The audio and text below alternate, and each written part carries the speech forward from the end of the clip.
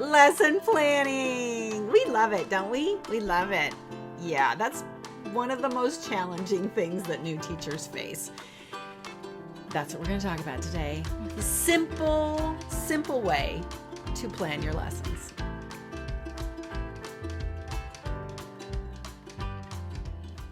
Okay, friends, the first thing you need to know about planning a lesson is, what is the point of this lesson? What is it that I want my children to be able to know or do when I get done?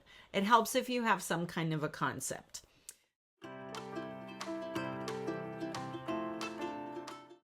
Some of you have very specific things you have to teach. You might call it a program of studies. The district that I'm in now has a very robust program, and there are a lot of different things that the kids have to do. The last district I was in was also a large district, and they also had a lot of things on that list. But I have a friend who teaches in Vermont, and she's like, we have state standards, but there's only 2 schools in my district. So, hey, we don't have standards. So sometimes you have to kind of make it up. And if you're going by the national standards, those are a little bit broad. So you kind of have to figure that out with that. All right. So having said all of that, how do you organize things? Some people go by months or seasons or holidays, and they're like, okay, whatever is coming up, those are the songs that are all about that. So that kind of actually does help you guide the content that you're using. So if you're in November, you're probably in the United States, you're probably doing some kind of Thanksgiving-y sort of thing, or maybe a Native American-y sort of thing. If it's March, you're doing something with the crazy weather, maybe, or something about spring coming in the Northern Hemisphere. So there's specific things that are happening, and that can help you with your content. That doesn't necessarily help you with your concepts, though, because if you know, and I know, if you take any particular song, you could teach 20 different things with that particular song. So you sort of have to figure out like what works with that song.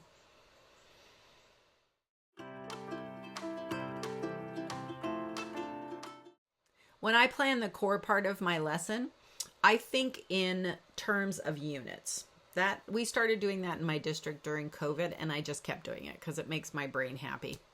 It's really hard if you don't at least like, okay, where am I going this month? That's hard for me. And I've been teaching for a lot of years, over 20 years. And if it's hard for me, new teachers, you're probably lost too. Okay. The first year of teaching is tricky, especially because you have no idea what is happening. The second year you start going, oh, yeah, I remember doing that last year. And then the third year you're like, oh, I know what I'm doing. This is true. Stick with it. All right. So how do I create that arc? So I decide I'm going to cover a certain thing. So like in 1 month, you might cover rhythm. In 1 month, you might cover music around the world. In 1 month, you might cover the language of music, like how music works, right? So you start by the first week that you see them, or the first couple of sessions you see them.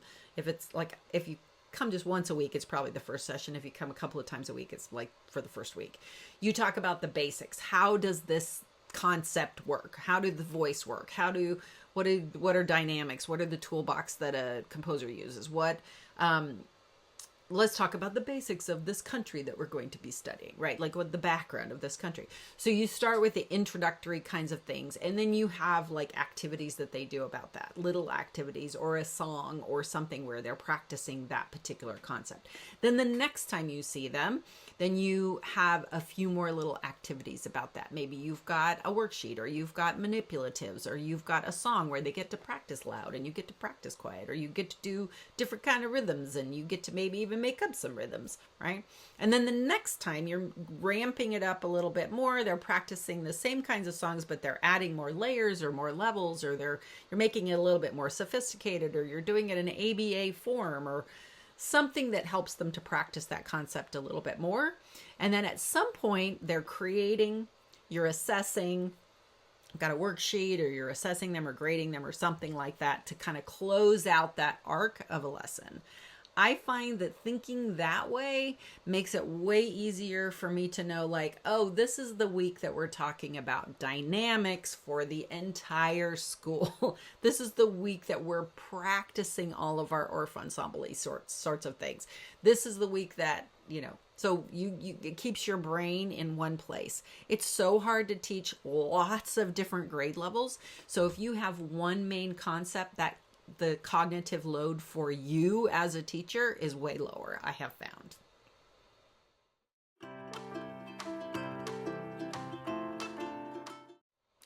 What do you do with them the rest of the time? That was only a third to a half of the lesson. What do you do the rest of the time? When your children first come in your room, understand and remember that they have been doing something else before they got here. So their brain is on whatever that was, probably. It's on math. It's on PE. We were at lunch. So their brain is nowhere.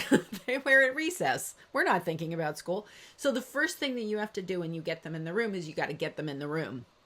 Not just physically. You have to get their brain in the room. So that means you're playing a listening piece. You're doing a hello song. You have a body percussion play along video. Whatever it is, it doesn't really matter. It's your way of doing it. Everybody's got their own way. What is your routine? What do you want them to do when they first come in that helps get their brain in the room? So that's going to take 3-4 minutes maybe. Then that's a great time for you to do a little bit of a skill builder. Maybe you just did a whole big rhythm unit and now you want them to practice some of those skills a little bit. Maybe you're heading towards your vocal, here's how the voice works unit, and you want to preload a little bit of solfege practice. Maybe you're starting to get into note reading and you want to have a little flashcardy activity, or you want to do a little note reading practice. Take about 5 minutes and do that. So now you're at maybe 10 minutes into your lesson. So if we're thinking about a 30-minute lesson, that's that 10 minutes. Then you've got your 15-minute core lesson. And then you have a little 5-minute at the end. You can do a dance. You can play a game. There's a couple of different activities you can do at the end. So you're kind of closing them out, having a reflection activity, an exit ticket. Some people have an exit ticket. So something that gets them out of the room and ready to go on to the next thing. If you have a longer time with them, 45 minutes, an hour, I hear lots of different time periods. Obviously everything gets extended, or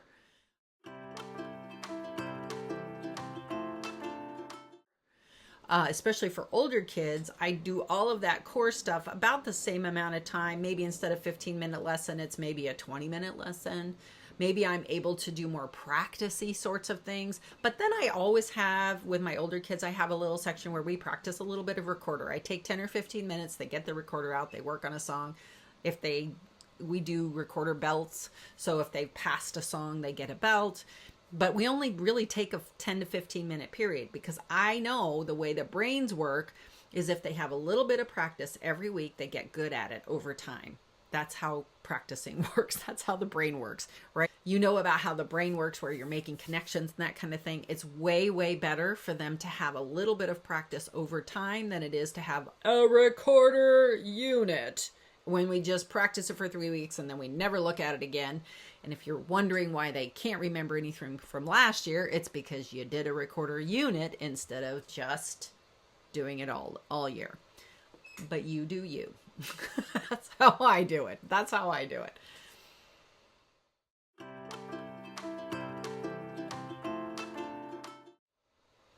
That's the overall structure. And when you're done with the one unit, you just rinse and repeat and do the whole thing again with a new concept.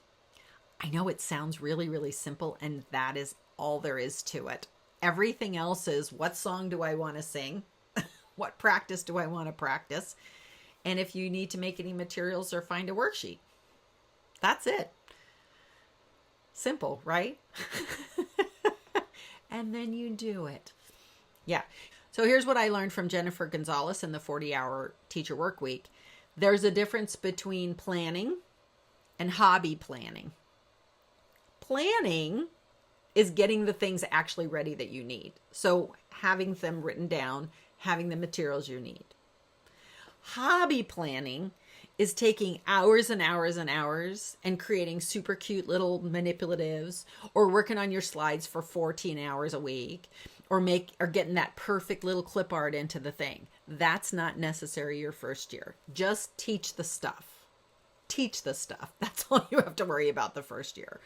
If you can find something cute on Teacher Pay Teacher or Etsy, or you are a master at Canva and want to just do stuff because it's fun for you, knock yourself out.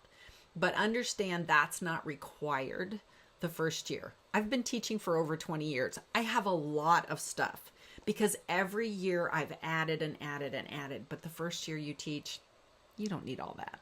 You don't need it. You can look at your neighbor teacher who's been doing it forever. You're like, oh, I'm terrible. I can't do it. No, don't compare. Don't compare. To compare is to despair. Do not do that. You are you. Your children are having a meaningful musical activity. Every day, that's your goal.